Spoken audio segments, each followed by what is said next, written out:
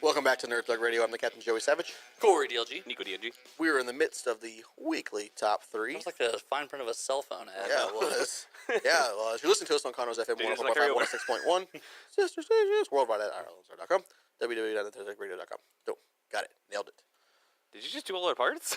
Yeah, Are we done? Yeah, I did everything. All right, Show's that's over. Everybody go home. Wrap it up. So we're in the middle of the weekly top three. Corey DLG created this weekly top three and thought it was Aliens, even though we did that last week. Incorrect. It's actually favorite space heroes because of the release of this past weekend, Guardians of the Galaxy Volume 2. I'm just saying, maybe I had a head injury or something. Like I don't know. Just completely spaced out. Maybe work got you. Maybe work got you good. Huh? Yeah, maybe work got me real good. Post Seablay. Okay, so my number two. Yes, what's your number two? Tell me all about your number two. My number two. What's your number two? Is a lady. Yes. By the name of Ellen Ripley. Okay. All right. From the Alien movie series. She's one of my favorite characters in she's really cool. In like Sigourney sci-fi. Weaver. Yeah, she really is. Like, she's a strong woman. Mm-hmm. She's BA. She's a little bit hotter than Susan Sarandon. Not much. Like, way hotter than Susan Sarandon. They could be like sisters. They could be like, here's my ugly sister, Susan Sarandon. Here's my ugly sister, Sigourney Weaver. No. What are we gonna do, man? But yeah. Game over. It's game over. Game How over, iconic? man. How iconic is the Alien R.I.P. series? And those first two, especially. When it came out, Right. Alien and Aliens. to have a female lead character who's like the hero of the whole thing. And it's not sexualized either. Yeah, no, it's it's not. super, like, now granted, like, in one of the movies, like, half the movie she's in her underwear, but it's kind of for a story reason. It's not like it's not like sexy thong underwear. It's like weird 80s granny panties. Right, because she was on a ship. Right, she was in a spaceship, and then things get out of hand. Things get a little wacky. No, I definitely think it was a big deal. Definitely at the Never qualified time, as because there's really nothing to compare it to at the time. They don't do even now. I say at the time, even now, there's not a lot of science fiction strong female lead. Right. I think, Big box office hits. Right. I mean, this movie, these two, the first two, for sure, were insane. And each one after that made a little bit less, but still money. Yeah, but no, she, when it comes to space, when it comes to sci-fi and space heroes, Sigourney Weaver is always going to be in the conversation. For sure. From now until forever. Forever. In the game Alien Isolation, which is on the PlayStation 4 and Xbox and all that. Right. The premise of the game is that you are Ripley's daughter. Okay. It's mentioned very early in the movie series and then kind of forgotten. You're Ripley's daughter, and they have found the SOS of that first ship from the movie Alien. Okay. And now what you know from watching the movies is they're no longer on the ship, things have happened, blah, blah, blah, they're all gone. But you don't know that. And the spaceship has been found and it's been docked with the space station, so you're going to go meet the space station there and find out what's going on. Check for survivors. Right. So and you're hoping Mom's there. That's what you're hoping for. And when you get there, anyway, it's dead. There's no one on the radios, and then there's aliens. And You're in trouble. Xenomorph. And it's the such spookiest game. Scary. It's such a scary movie. So what do you think about the next Alien Covenant, right? Covenant. Yeah. So this is supposed to be the one that ties Prometheus in. Yeah. So they made Prometheus, and they said, this is a prequel, sort of, kind of. We're not sure yet. We're going to see how it goes. I don't know And how then it tied directly into was. Aliens It at didn't all. make a lot of sense at all. So hopefully this movie, with the excellence of Danny So here's McBride. what I think was going to happen. I think, because I watched this little short on YouTube. Okay. If you look right now, if you Google on YouTube right now, there's like an Alien Covenant short. Okay. And it sort of finishes the story of Rooney Mara's character and Michael Fassbender's character. Mm-hmm. So at the end of Aliens Prometheus, or in Prometheus, for those who haven't seen it, at the very end of it, Michael Fassbender plays an android, Right. who is now just a head. The woman has cut his whole body off. The aliens have killed him. He's now just an android head. He's still active, but he's just a head. And then the lone survivor is this woman named Rooney Mara, and that's the actress's name. And Mara Rooney. Mara Rooney. Am I doing it backwards? Maybe, I don't know. Anyway, so that's the actress. And so in the movie, everyone's dead at this point. And so they had found this old alien ship. She flies it off into space. She's trying to get back home to Earth as the lone survivor of this horrible infestation issue. It's kind of like Aliens, but it's the thing that they fight is nothing like an alien. No, it's like not a big at squiddy thing. In this short, she's asleep in like a hyperbaric chamber type thing. And she's already rebuilt the body for Michael, so he's driving the ship now because he's an android, so he can live forever. And he lands them on a planet with other people, and then it kind of zooms in tight on his face, and he looks a little sinister, and then that's the end of it.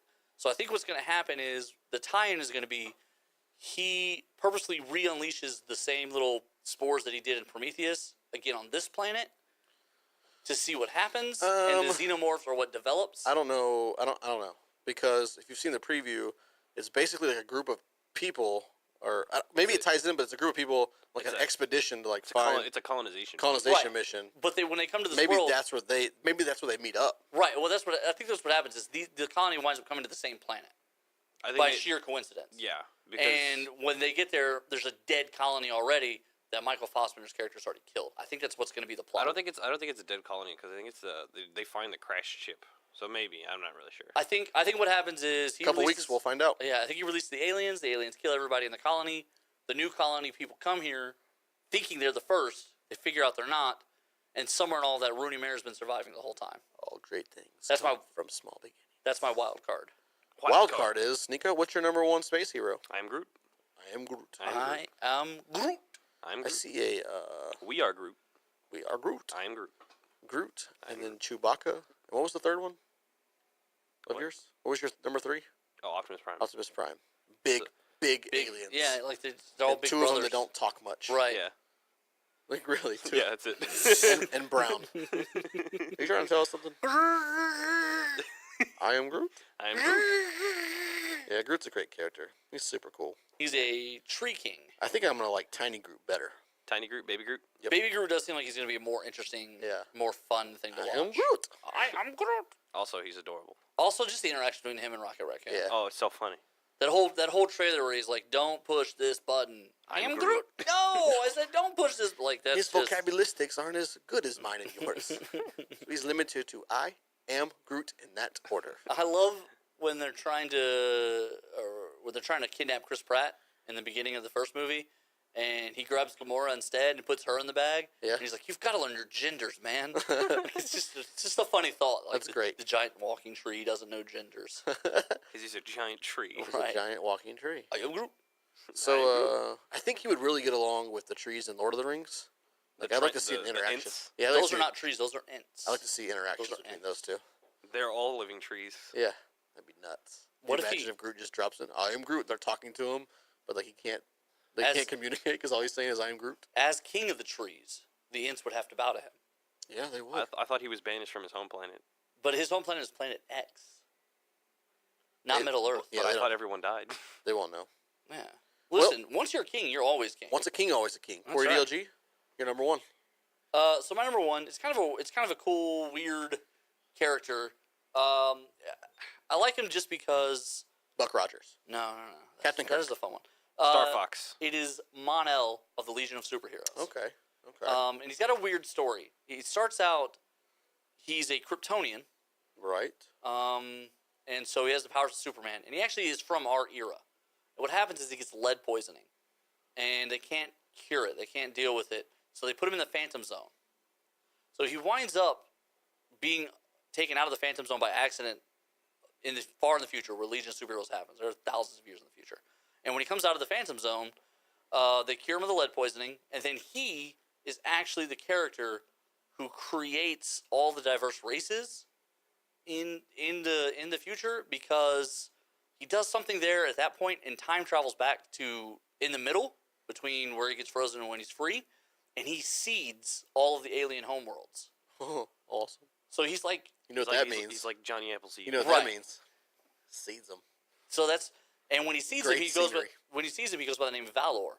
That was his name at the time. So when he returns, he has to go by the name Mon-El because he doesn't want people to know that he's the same person. Gotcha. Because gotcha. every time someone figures that out, they freak out. It's like, oh my God, you're Valor. You're that guy that created my entire species. Right. Right. You're the greatest.